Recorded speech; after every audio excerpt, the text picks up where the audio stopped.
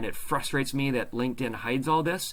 They used to have it be quite present and quite clear that you easily define, and it was one of the first things that I did when helping clients is I would help them with their top skills and make sure they matched. And now they've taken that away for the most part. It's very frustrating. So hang on a second. Let me try one last time. I'm going to put it in here, and I'm going to paste it in. It's harder to do that. There you go. There they are. Now, maybe that's the trick. You paste in the job, as you see here, the job title. Don't say you want people if that shows up, or jobs. Those sometimes are two options. And there you go. Now, if you're on the app, you have to swipe. Like I saw the GMP one you have in there. So that's great. You've got that in there. But do you have all these other ones? So I'm going through those pretty fast. I will throw them in the comments.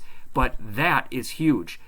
I just was reading some research that comes from people that get trained on Recruiter, and two of the things they are looking for, if I remember right from that research, they're looking for your job title, in this case, Regulatory Affairs Specialist, and they are looking for certain skills within that job. Do you have those? If you do, that's the first and foremost thing they're looking for. If you have those all listed, you show up higher in the results. So it is huge, guys.